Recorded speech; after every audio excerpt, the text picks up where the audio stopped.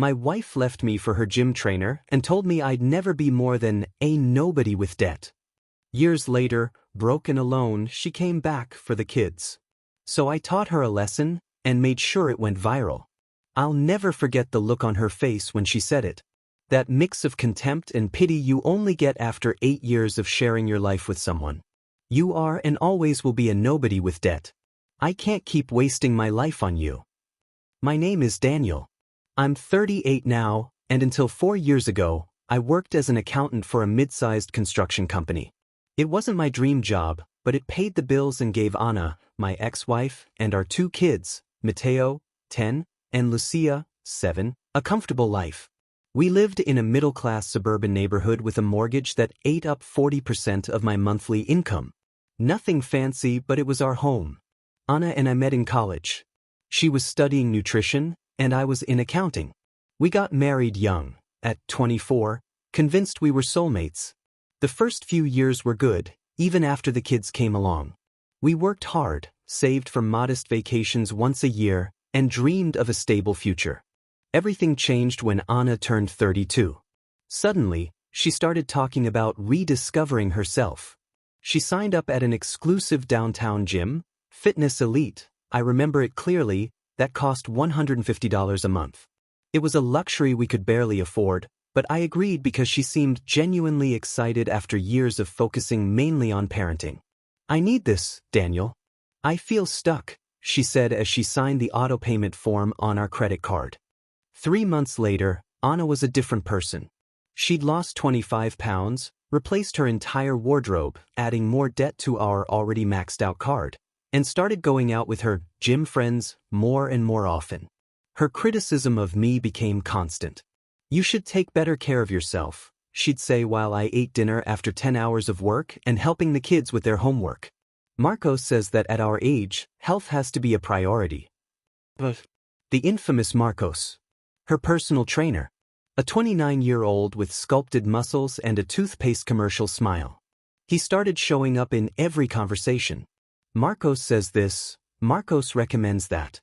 I should have seen the first red flag when Anna changed the password on her phone.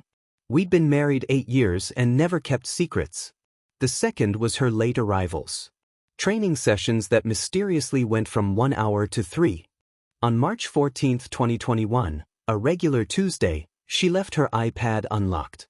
I wasn't snooping, a notification just popped up. A WhatsApp message. I can't wait to have you all to myself. Today was amazing. Confronting her was the worst part. She didn't even deny it.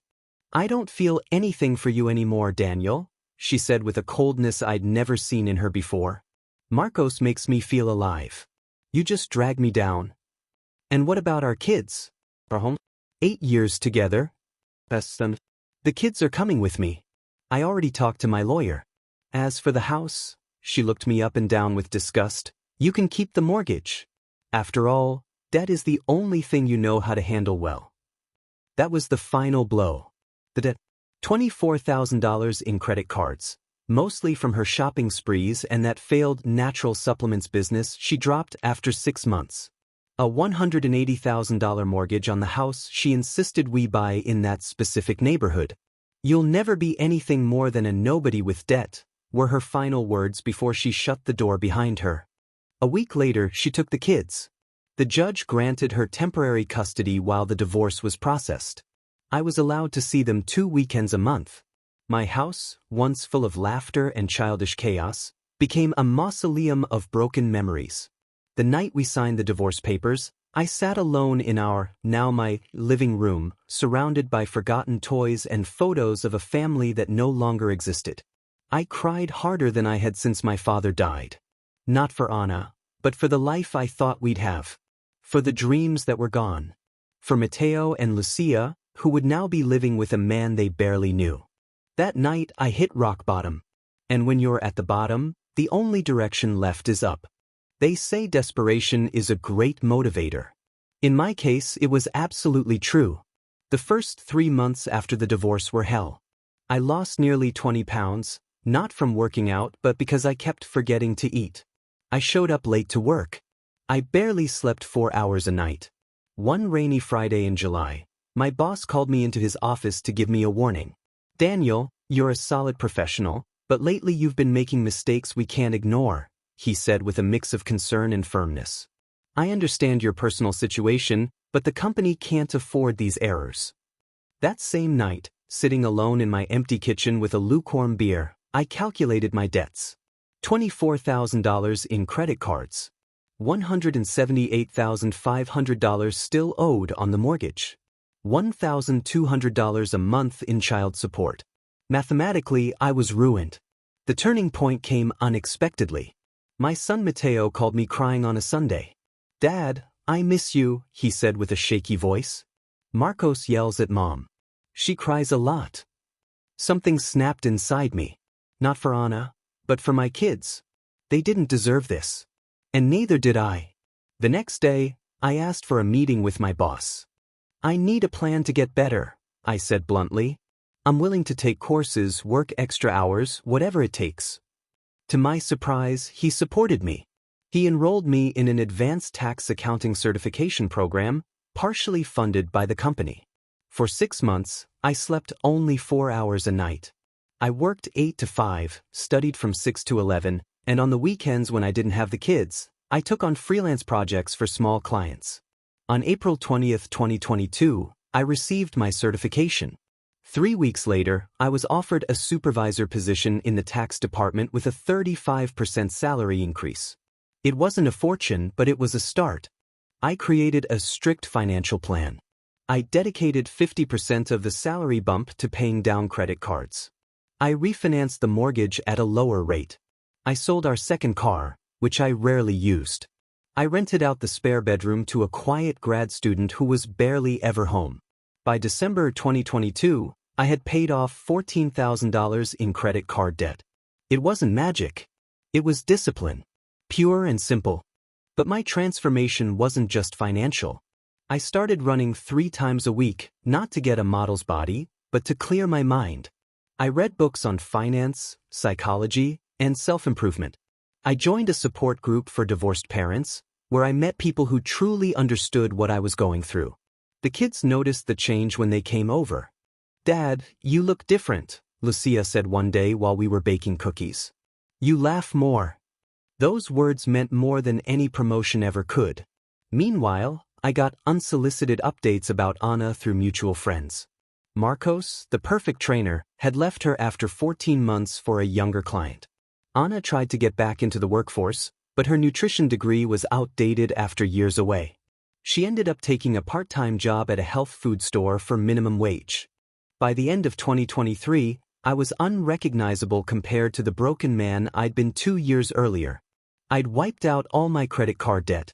My performance review placed me among the top 3 employees in the department. I had even started a steady relationship with Camila, an architect I met in the support group, also divorced, with a child of her own. I never imagined Anna would come back into my life, until I got her message on January 12, 2024. "We need to talk about the kids. It's urgent." We met at a neutral cafe. Anna arrived 20 minutes late. Some habits never die. The confident, dismissive woman who had once walked out on me now looked exhausted. Deep bags under her eyes. Hair stripped of the carefully maintained blonde highlights. Clothes noticeably worn. "I'm going through a rough patch," she admitted after ordering the cheapest coffee on the menu. "The apartment I live in with the kids, the rent's going up 40% next month. I can't afford it." "What happened to Marcos?" I asked, more out of curiosity than spite. "I'd rather not talk about him," she said, staring at the table. Her story slowly unraveled. After Marcos left, it was one bad decision after another. A high-interest loan for a cosmetic treatment. Another loan to launch a supplement store that failed in 3 months. Mateo needed braces. Lucia had learning difficulties that required therapy. "The kids miss you, Daniel," she said finally, placing her hand on mine. "And I've been thinking a lot. Maybe we were too hasty. For the kids' sake, maybe we could try again." Her hand felt strangely cold on mine. There was a time when I would have given anything to hear those words. Now all I felt was pity and an odd sense of closure. "What exactly are you proposing?" I asked, gently pulling my hand away. You could help me with rent for a few months.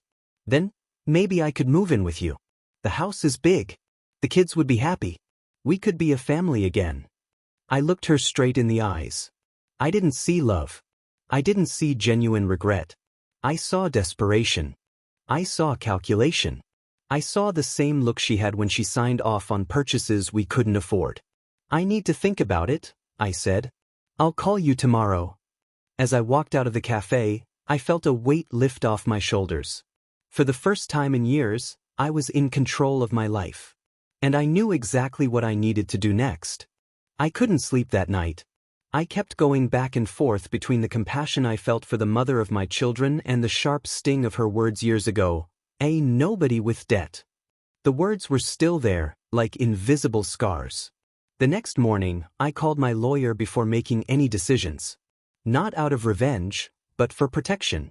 "What you're suggesting is reasonable," he told me after hearing me out. "Legally, you're covered." My plan was simple. I would have another conversation with Anna, but this time, I'd be prepared. We met again at the same cafe 2 days later.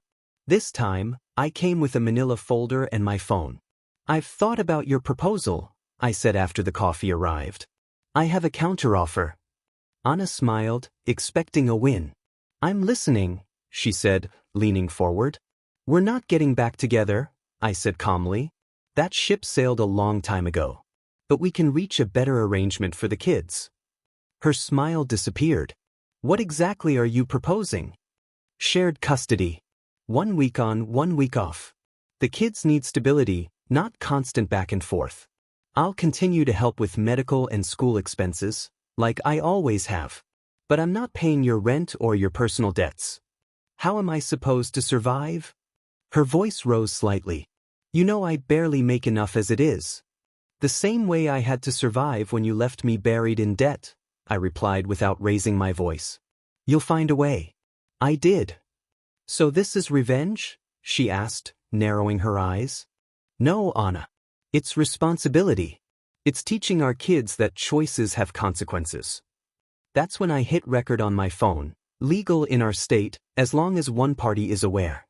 "Why do you really want to get back together?" I asked directly. "For the kids, obviously," she said without hesitation. "Are you sure it's just for them?" There was a tense silence. Then, as if she couldn't hold it in any longer, she exploded in a furious whisper. "You want me to say it? Fine. I'm broke, Daniel. Completely broke. I have $32,000 in debt. My credit is ruined. I can't even apply for a decent apartment without being rejected. Do you know how humiliating that is? Your house, our old house, is my only option. And the feelings? The love." She let out a bitter laugh. "We're adults, Daniel. Love is a luxury. This is survival." I stopped the recording and put my phone away. I didn't need anything else. "This is my offer," I said, sliding a document toward her. "Shared custody. We split the kids' expenses 50-50. I'll help you find an affordable apartment and pay the deposit as a loan, not a gift. I'll even recommend you for an admin job at my company. But you'll have to earn it. And if I say no? Then we stick with the current arrangement. But the kids are old enough now to have a say. And we both know they're not happy with how things are." Anna paled. She knew I was right. The kids had told me how much they hated the cramped apartment, the financial stress, and the string of temporary boyfriends she brought home. "Fine," she said at last. "I accept." That night, after we signed the new agreement, I posted my story in a private support group for divorced parents. I didn't mention names, but I shared everything honestly. I even shared the legally obtained recording as proof of what so many in the group had experienced: exes returning not out of love, but out of convenience. I didn't expect it to go viral.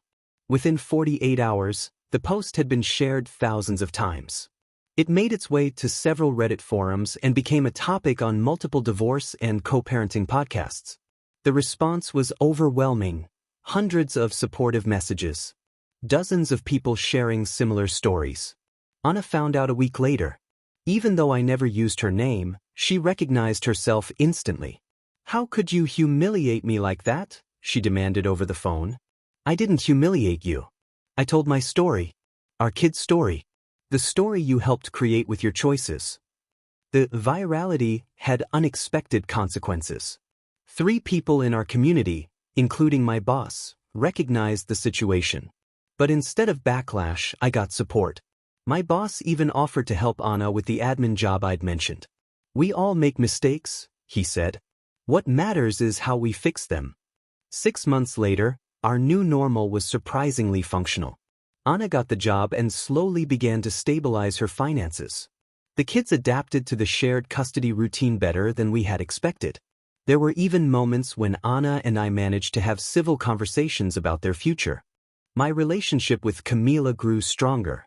We didn't live together, but our kids got along, and we spent weekends as a kind of extended family. It was a quiet happiness, mature, grounded. Not a movie romance, but something built on mutual respect. The real lesson wasn't the viral moment. It was realizing that the best revenge isn't tearing down the person who hurt you, it's building a life you never could have had with them.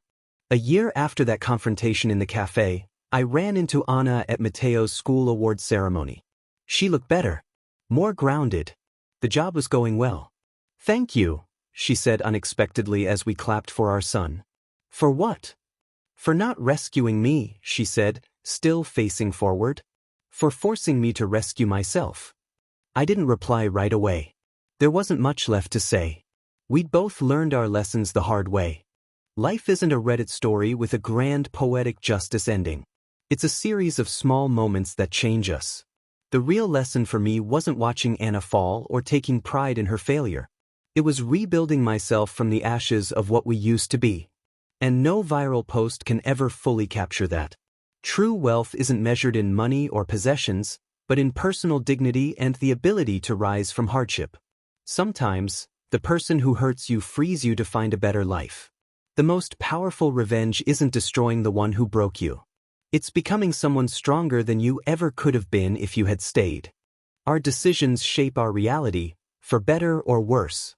Self-respect is a treasure no one has the right to take from us. And when we let others steal it, we become prisoners of their expectations and manipulation. In the end, the most satisfying justice doesn't come when we see the one who hurt us fall. It comes when we realize their absence was the first step toward our freedom.